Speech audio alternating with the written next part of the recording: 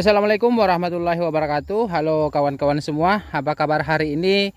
Semoga kita semua dalam keadaan sehat selalu, amin. Jadi pada kesempatan sore hari ini kita kembali lagi di tanaman cabai keriting kita varietas Rada lokal Sumatera Barat yang kita tanam di lahan bekas, lahan janda, tanpa bongkar mulsa, tanpa olah lahan, dan tanpa pemberian pupuk dasaran apapun. Dan ini tanaman cabai kita sekarang usianya 115 hari setelah pindah tanam. Alhamdulillah itu kemarin kita panen. Itu harganya 42.000, lumayan lah di daerah saya di suasana lebaran Idul Adha itu harganya melonjak dari yang minggu sebelumnya itu cuma 18.000, mendekati lebaran Idul Adha itu melonjak sampai 42.000, alhamdulillah. Dan pada kesempatan sore hari ini kita akan melakukan proses penyemprotan yang ke-31 kalinya pada tanaman cabai kita yang sekarang usianya 115 hari setelah pindah tanam.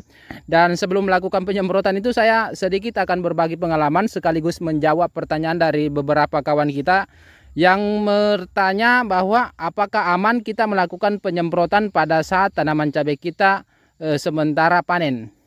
Jadi ibaratnya seperti ini. Ini kan tanaman cabai kita itu kemarin kita panen, mungkin besok lusa kita akan panen lagi, panen selanjutnya. Karena kan kita melakukan pemanenan itu rencana awal 3 hari sekali jika ada permintaan pedagang. Jadi kalau misalkan untuk hari ini kita melakukan penyemprotan, 2 hari kemudian itu kita akan panen. Setelah melakukan proses pemanenan, misalkan kemarin kita panen, hari ini kita semprot.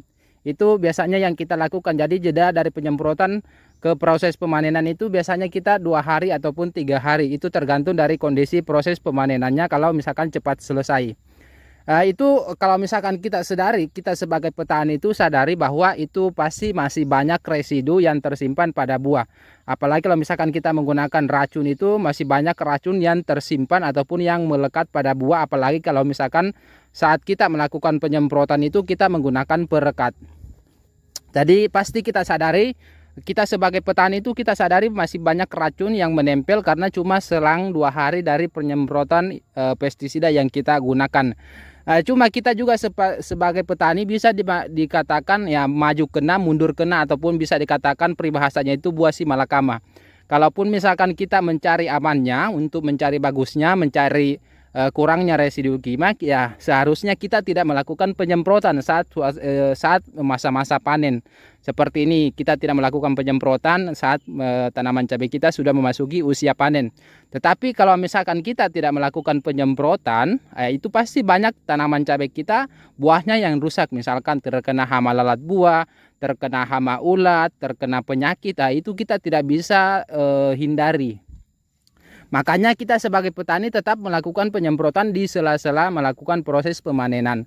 Karena yang namanya tanaman itu selama dia masih hidup, selama dia masih hijau, daunnya masih hijau, itu masih ada kemungkinan dimakan hama ulat, dimakan hama kutu-kutuan, bahkan juga hama buahnya itu bisa jadi terkena untuk hama lalat buah.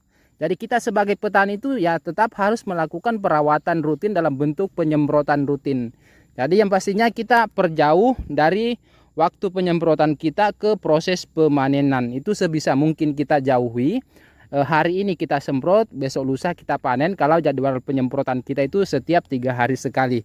Jadi cuma itu yang bisa kita lakukan. Tetapi kita sebagai petani itu tetap sadari bahwa masih banyak residu kimia penggunaan pestisida yang kita gunakan itu melekat pada buah. Apalagi kalau misalkan kita menggunakan perekat yang mengandung penembus ataupun mengandung perekat yang mengandung sejenis lem, itu kita sadari. Tapi kita sebagai petani tidak bisa hindari semacam hal itu karena tidak ada jaminan tanaman cabai kita bagus kalau kita tidak melakukan penyemprotan. Itu cuma itu yang bisa kita kerjakan, yang bisa kita usahakan. Jadi selanjutnya kita lihat apa yang akan kita gunakan untuk penyemprotan kali ini. Penyemprotan kali ini kita sudah buka tadi karena kita sudah campur tadi 1 tangki.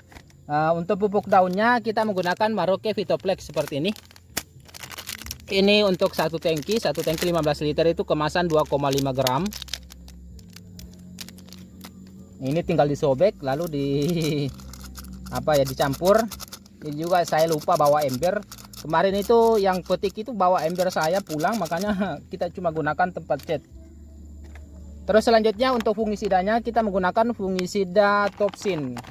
Ini fungisida sistemik. Ini kita gunakan 3 sendok makan. Kita gunakan 3 sendok makan. Terus insektisidanya saya menggunakan 2 jenis insektisida. Yang pertama kita menggunakan ematoat, ini bahan aktifnya dimetoat. Ini kita gunakan 15 ml. Terus kita tambahkan panceng oye. Ini juga bahan aktifnya abamectin, kita juga gunakan 15 ml. Jadi masing-masing 15 ml yang kita gunakan. Terus terakhir perekatnya kita juga gunakan 15 ml. Tinggal kita aduk dan akan kita masukkan ke dalam tangki penyepraian.